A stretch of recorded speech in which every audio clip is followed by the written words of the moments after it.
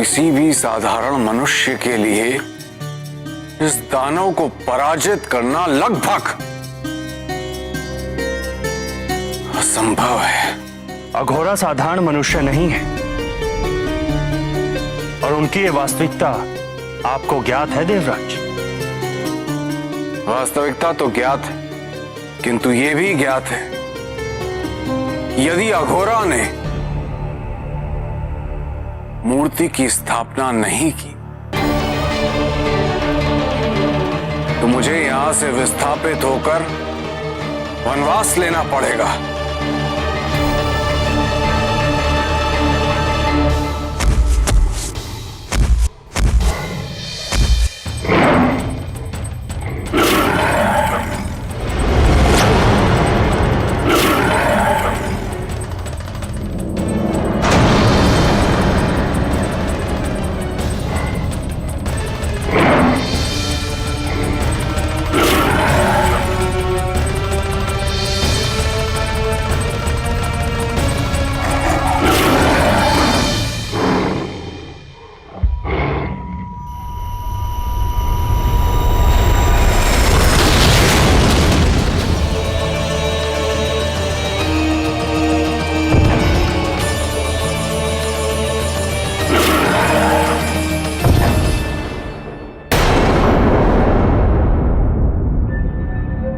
दोनों में युद्ध आरंभ हो चुका है।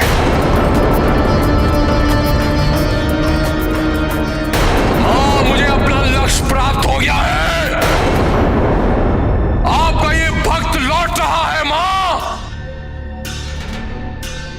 मणि, मेरे भाई, तुम अनुमान नहीं लगा सकते ये शुभ समाचार देने के लिए आज मैं कितना व्याकुल हूं।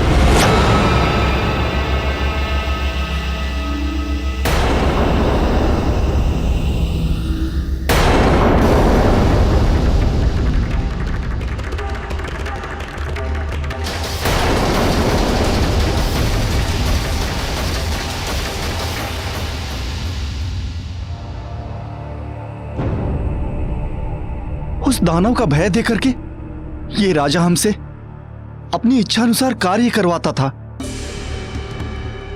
किंतु आपने इस दानव का अंत करके हमें हमारे भय से मुक्ति दिला दी है। अब हम अपनी माता काली की सेवा में अपना जीवन अर्पण करेंगे। बोलो काली माता की, बोलो काली माता की, बोलो काली माता की। एक और महादेव का प्रकृति जैसा वात्सल्य रूप देखने को मिलता है, तो दूसरी ओर अपने महापराक्रमी रूप में देवी की स्थापना कर रहे हैं। एक अन्य स्थान पर ज्ञान एवं शांति हेतु नव दुर्गा पूजा में भी उपस्थित है। ये केवल महादेव के लिए ही संभव है। वे सर्वज्ञ हैं, सर्वेश्वर हैं, सर्वव्यापी और समर्थ हैं। महादेव ही सृष्टि के आदि कारण है, पालन भी उन्हीं की लीला है और सब कुछ उन्हीं में लय हो जाता है। आज के इस चौथे दिन नवदुर्गा के चौथे स्वरूप का वर्णन करना यह मेरा सौभाग्य है। और मैं आप सबका आभारी हूं कि आप सबने मुझे यह अवसर दिया।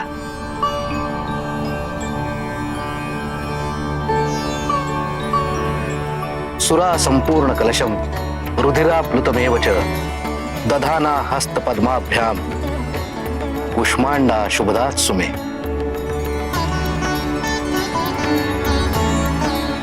इनकी दिव्य तथा मंद हंसी ने सारे ब्रह्मांड को संभव किया है।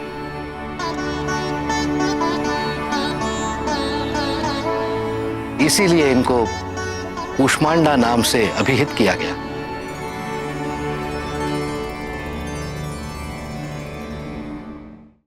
नवदुर्गा का यह चौथा स्वरूप यही माता कुष्मांडा देवी।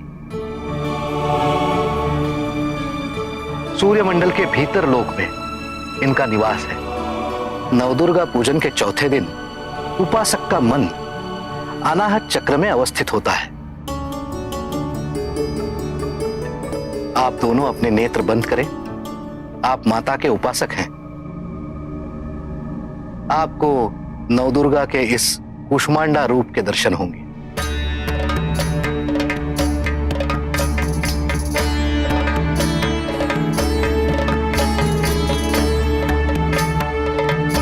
ये अष्टभुजा देवी कमंडलू, धनुष्य, बाण, कमल पुष्प, अमृत कलश, चक्र तथा गदा से सुसज्जित है।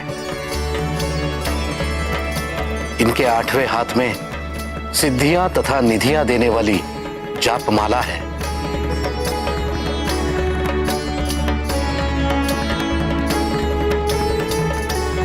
इनका वाहन सिंह है।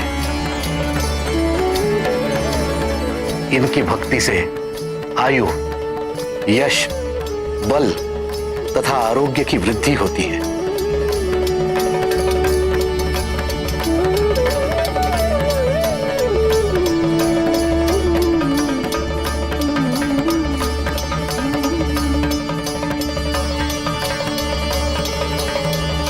माता कुष्मांडा देवी की जय। माता कुष्मांडा देवी की जय।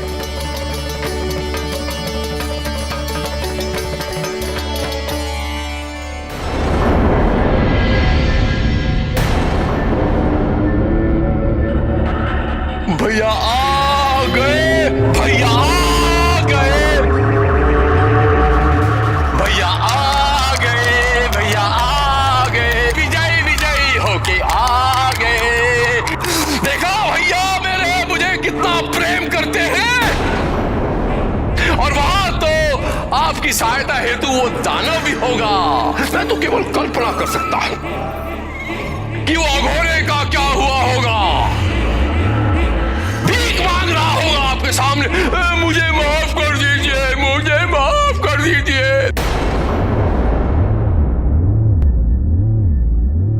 देखा तुम सब लोगों ने ये उदाहरण है तुम सबके लिए।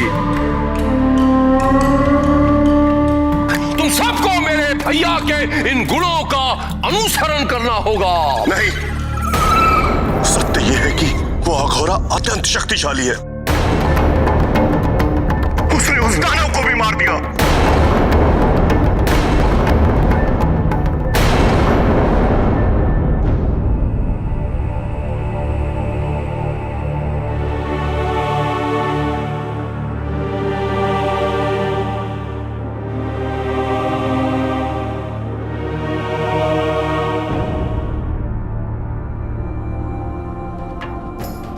भ्रमित अघोरी थे हम सभी। हमारी सत्यता और वास्तविकता से परिचय कराया हमें इस अघोरी ने, वो भी निस्वार्थ। इसके बदले उसने हमसे कुछ भी नहीं लिया और न ही किसी प्रकार की कोई अपेक्षा है।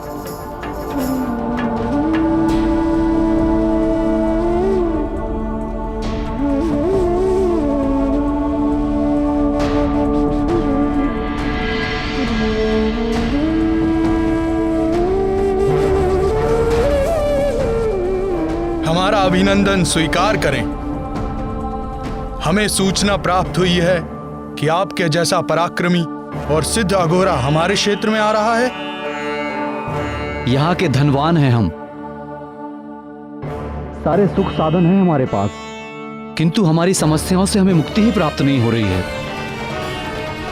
कभी व्यापार, कभी स्वास्थ्य, कभी निजी समस्याएं।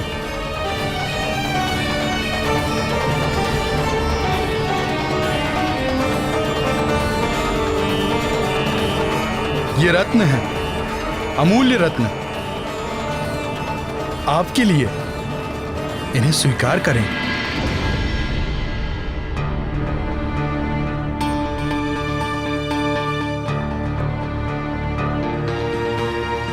मुझे इनकी कोई आवश्यकता नहीं।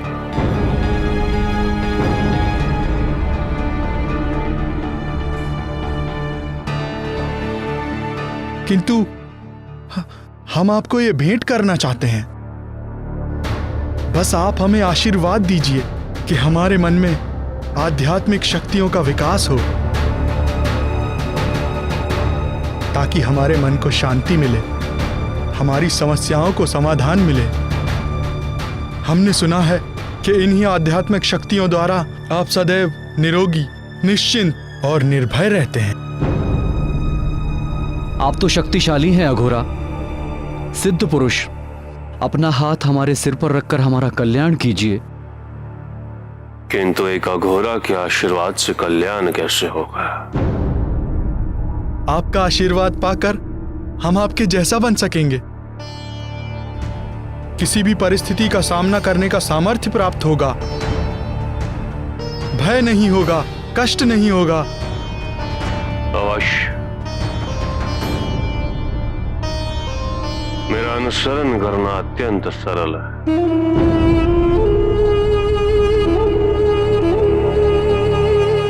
अपनी पादुकाएं उतारी, अपने बहुमूल्य वस्त्र उतारी, अपने आभूषण भी उतारी और चलिए मेरे साथ। उसके पश्चात ही आपको अपने दुखों से मुक्ति प्राप्त हो।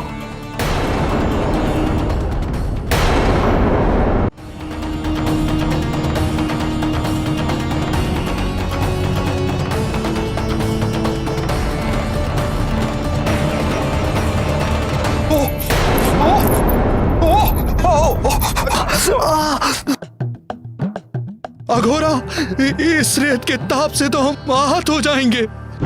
यदि मेरे जैसा बनना है तो मेरे साथ ऐसे ही चलना होगा। अघोरा, अघोरा, ये बहुत कष्टदायक है, ये बहुत कठिन है, ये हमसे नहीं होगा अघोरा। कुछ सरल उपाय बताइए अघोरा।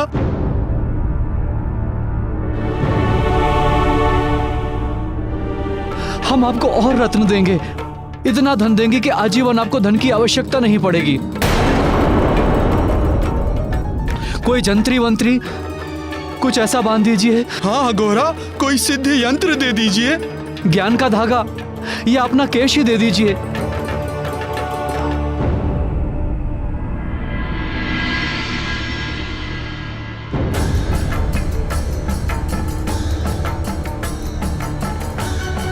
आध्यात्मिक ज्ञान, मन की शांति, सुख, सिद्धियां, ये कोई वस्तुएं नहीं होती और ना ही इनका कभी किसी अन्य वस्तुओं से क्रय विक्रय किया जाता है। इनका आदान प्रदान भी नहीं किया जाता। पिता की सिद्धियां पुत्र के उपयोग में नहीं आती, पति की सिद्धि पत्नी के उपयोग में नहीं आती, और गुरु की सिद्धियां भी शिष्य इस प्रकार प्राप्त नहीं कर सकते जिस प्रकार तुम प्राप्त करना चाहते हो। इन्हें प्राप्त करने के लिए तप करना पड़ता है, कठोर तप। ये कोई आभूषण नहीं, कोई अलंकार नहीं कि तुम इसे प्राप्त कर लो। यदि मैं चाहूं तो भी मैं तुम्हें दे नहीं सकता। इनका आदान प्रदान नहीं किया जा सकता, इन्हें प्राप्त किया जाता है तपस्या से, त्याग से। मैं तो केवल तुम्हें मार्ग दिखा सकता हूं। मार्ग पे चलना ये तुम पर निर्भर करता है।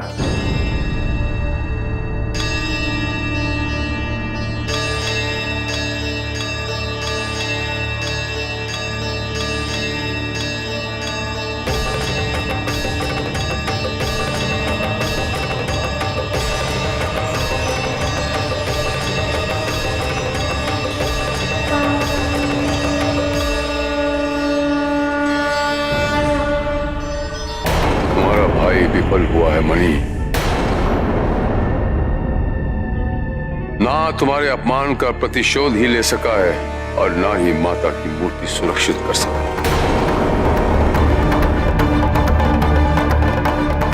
उस अघोरे ने उस दानव की बलि चढ़ा के माता की वो मूर्ति प्राप्त कर ली। यदि वहां बलि चढ़ी है तो यहां भी बलि चढ़ेगी। बलि चढ़ानी होगी इसकी या इसकी या इसकी।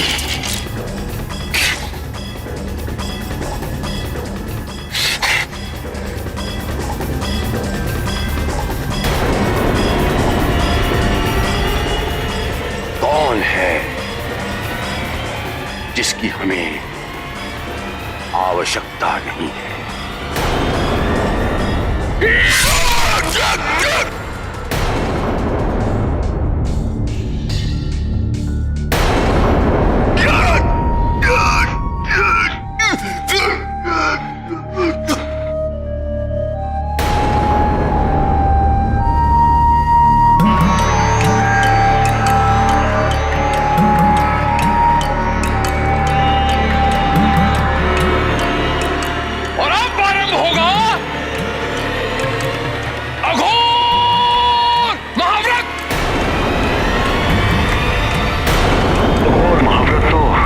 महादेव की आराधना है।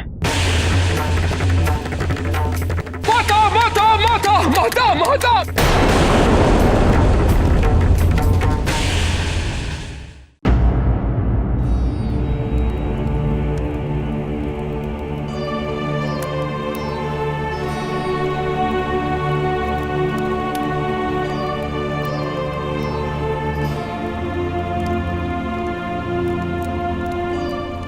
पिताजी,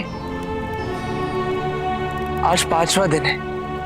बाकी नव दुर्गा स्वरूप के 5वें रूप का वर्णन कौन करेगा? तुम्हारे नाना जी। वो बताएंगे कि तुम्हारे नाम से कैसे तुम्हारी माता के स्वरूप को नाम मिला।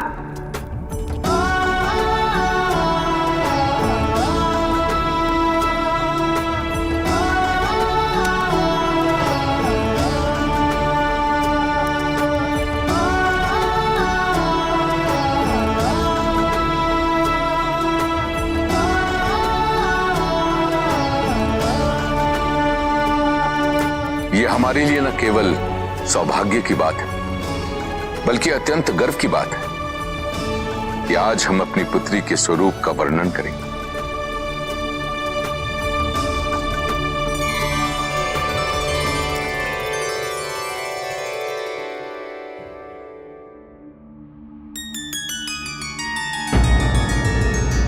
देवी दुर्गा की 5वीं स्वरूपा को स्कंद माता कहते हैं।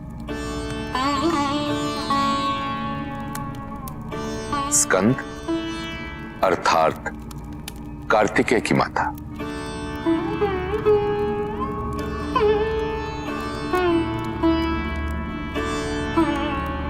सिंहासन गता नित्यम पद्माश्रित कर्तव्या शुभदास्तु सदा देवी स्कंद माता यशस्विनी।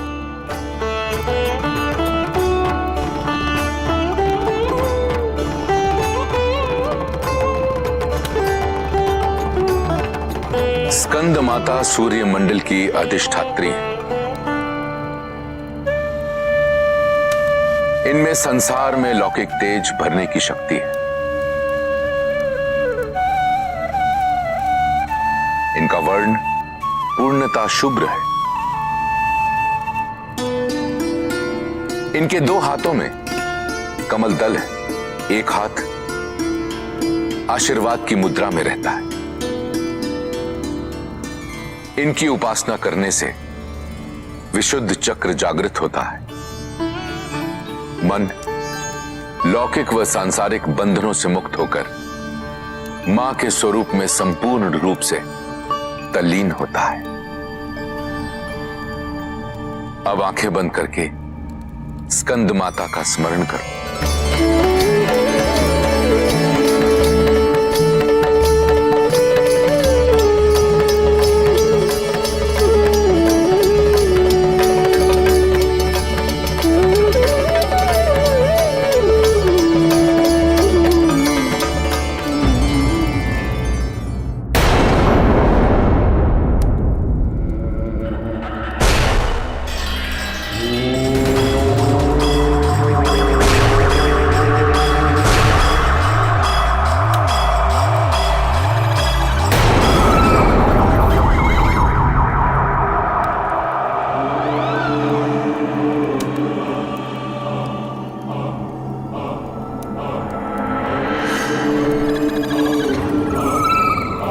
माता की मूर्ति में ऊर्जा क्षीण हो गई।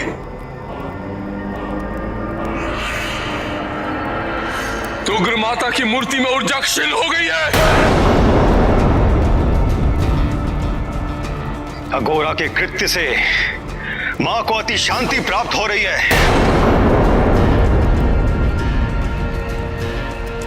राक्षस राज कहां है? राक्षस राज कहां है? मैंने उसे इस व्रत हेतु आमंत्रित किया था। उसे इसमें सम्मिलित होकर महादेव का आशीर्वाद प्राप्त करना है, जिसके पश्चात वो अघोरा को चुनौती दे सके। राक्षस राज कहां है? मैं आ गया हूं।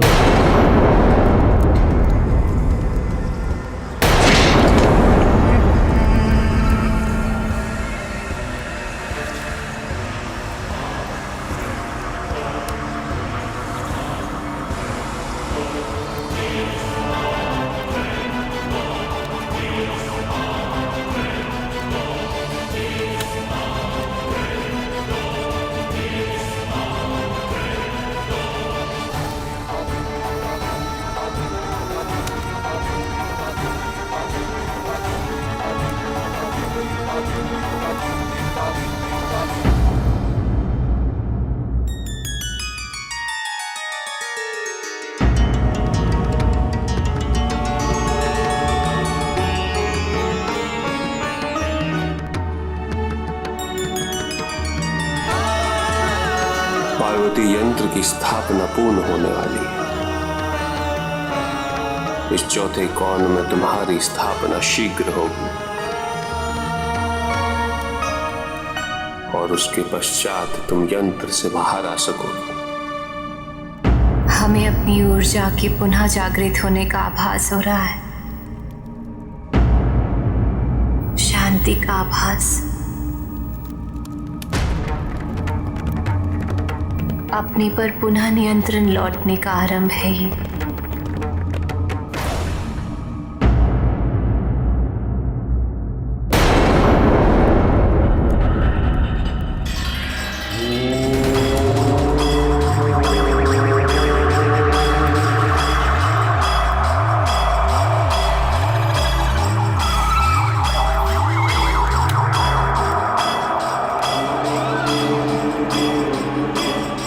तो अघोर व्रत विधिवत पूर्ण हुआ।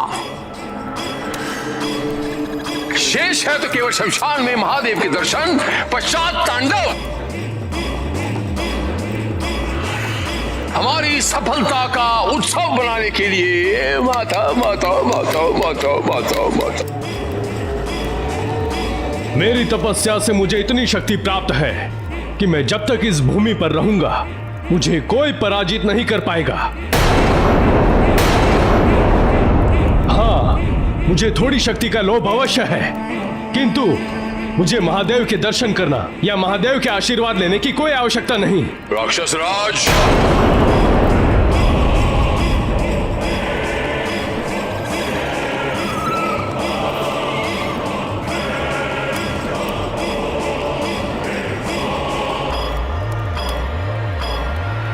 तुम्हें ज्ञात रहे राक्षस राज कि तुम्हारा प्रतिद्वंदी कोई साधारण योद्धा नहीं, अपितु एक अत्यंत ही शक्तिशाली और चतुर अघोरा है।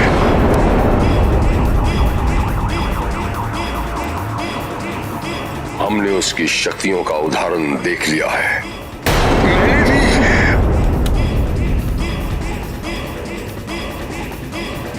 इसीलिए तुम में इतनी शक्ति होनी चाहिए राक्षस राज कि तुमसे युद्ध करने के विचार मात्र से ही वो भयभीत हो जाए। ये अंतिम अवसर है राक्षस राज। यदि हम यहां भूल कर गए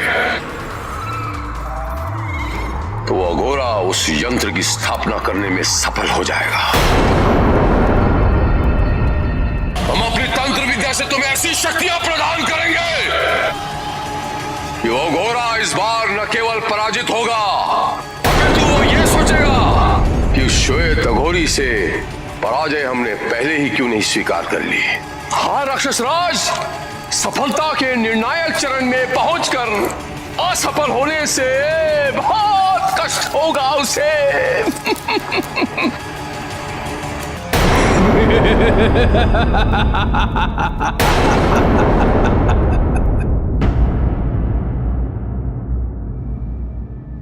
हमारा निमंत्रण स्वीकार करने हेतु आपका धन्यवाद देवगुरु बृहस्पति।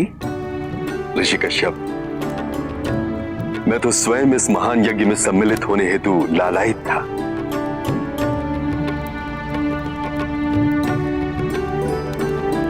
माता की उपासना करके कुमार तथा गणेश ने इस जगत में अनेकानेक सकारात्मक शक्तियों को जागृत कर दिया है।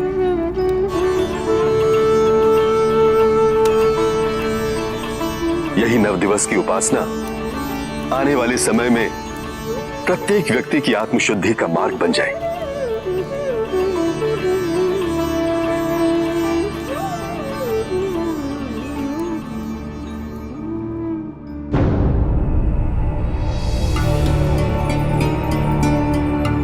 अब तो हमें भी कैलाश जाकर इस यज्ञ में सम्मिलित होना होगा।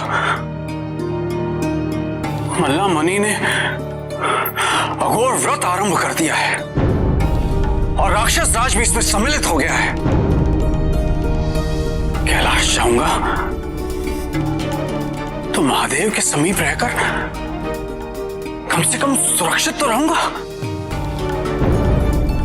हमें शीघ्र ही वहां जाना होगा।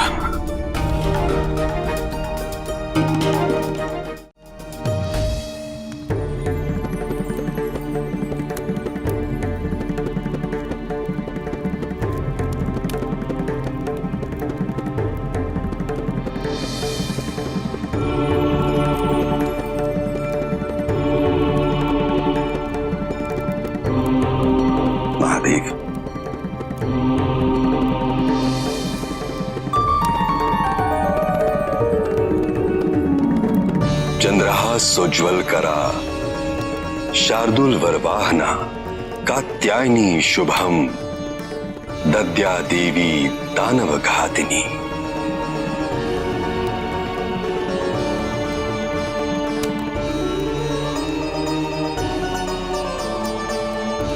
कत नामक एक प्रसिद्ध महर्षि थे जिनके पुत्र कात्य हुए। इन्हीं कात्य के गोत्र में प्रसिद्ध महर्षि कात्यायन उत्पन्न हुए। महर्षि कात्यायन की प्रबल इच्छा थी कि मां भगवती उनके घर पुत्री के रूप में जन्म ले।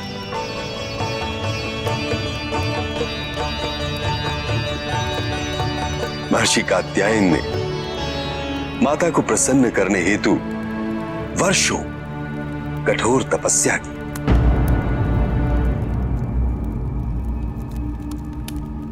अंततः माता प्रसन्न हुई। महर्षि कात्यायन की प्रार्थना को स्वीकार कर उन्होंने महर्षि कात्यायन के घर पुत्री के रूप में जन्म लिया।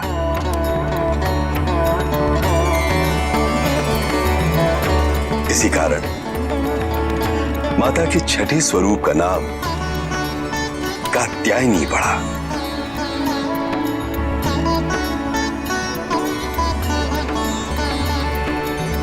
मां कात्यायनी अमोघ फलदायिनी है। मां की 4 भुजाएं हैं। मां का ऊपर वाला दाहिना हाथ अभय मुद्रा में है तथा नीचे वाला हाथ वर मुद्रा में। मां के बाईं ओर के ऊपर वाले हाथ में कमल पुष्प तथा नीचे वाले हाथ में खड्ग है।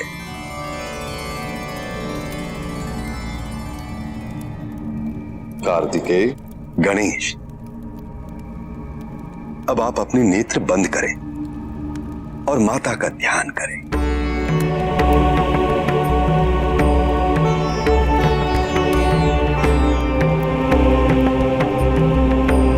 इस दिन उपासक का मन आज्ञा चक्र में स्थित होता है। परिणाम स्वरूप उपासक माता के चरणों में अपना सर्वस्व निवेदित कर देता है।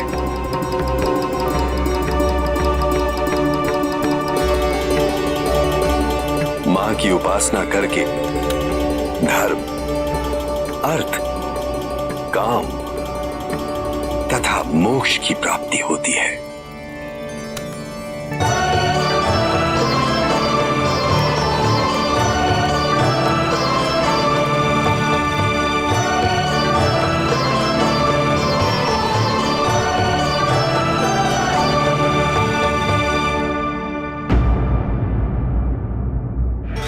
महाघोर व्रत का प्रसाद ग्रहण करो, ग्रहण करो। आप भी लीजिए इसके प्रसाद, ये प्रसाद। राक्षस राज, अघोरा को पराजित करने का समय आ गया है।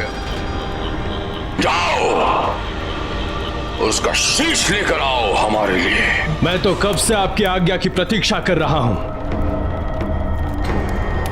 अब अवसर मिला है। जब मैं उसका शीश लेकर के आऊंगा तो उसका मुख अवश्य देखिएगा। अंत समय की पीड़ा दिखाई देगी उसके मुख पर और आपको यह ज्ञात हो जाएगा कि मैंने उसे कितनी निर्दयता से मारा है।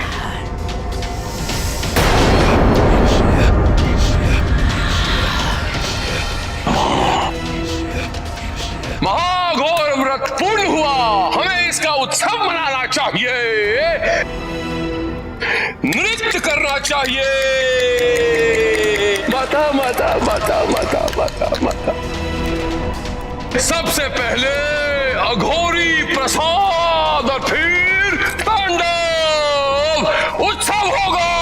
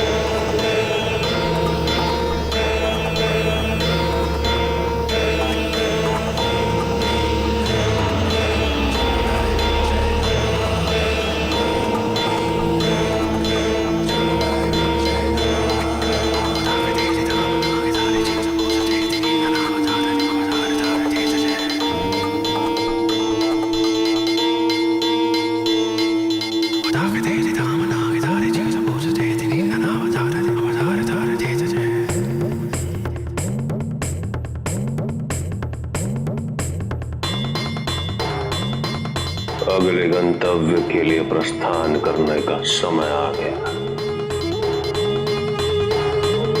जहां मेरा ये कार्य संपन्न होगा।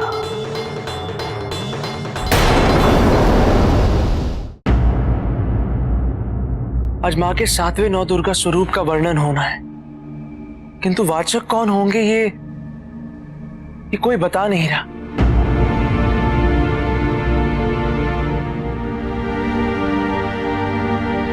क्या हुआ ऋषिगण, आप लोग मौन क्यों हैं? वाचक तो निर्धारित हो चुके होंगे ना?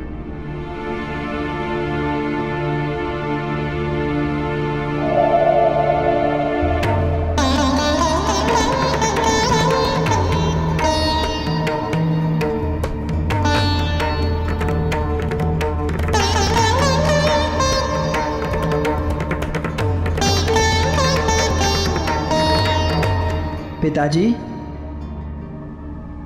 माँ का ये 7वां स्वरूप कौन सा है जिसका वर्णन कोई नहीं कर रहा है? कालरात्रि।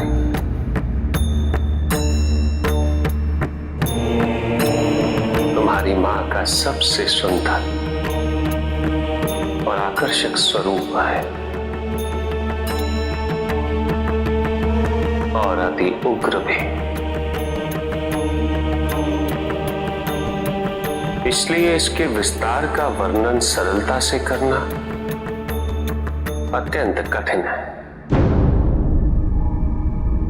और पार्वती अभी अपने 7वें स्वरूप में ही स्थित है।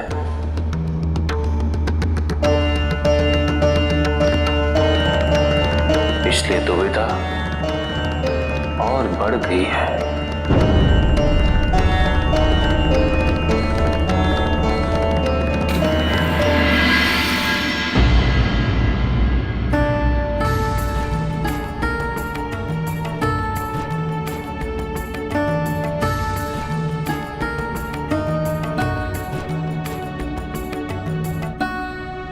पार्वती के इस स्वरूप को न केवल मैंने देखा है, अपितु अनुभव भी किया है।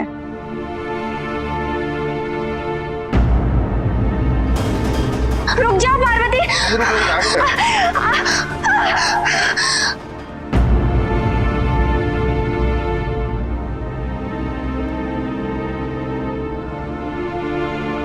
यदि आप अनुमति दे तो पार्वती के इस स्वरूप का वर्णन करना मैं अपना सौभाग्य समझूंगी।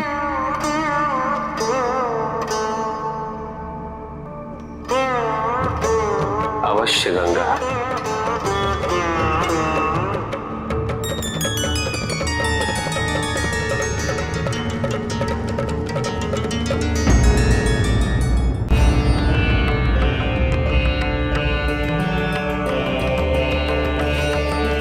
दीदी, हमें बहुत ही अधिक प्रसन्नता है कि आप हमारे इस कालरात्रि रूप का वर्णन कर रही हैं। ये हमारा सबसे उग्र रूप अवश्य, किंतु संसार के हित के लिए ये रूप अति आवश्यक है। शीघ्र ही हम दूसरे यंत्र में प्रवेश करेंगे और नवरात्रि के पश्चात अपना मूल रूप धारण करेंगे। इस समय हमारे इस रूप से संबंधित जो भी आशंकाएं, चिंताएं व दुविधाएं हमारे पुत्रों के मन में है, वो इस रूप के वर्णन का श्रवण करते ही दूर हो जाएंगे।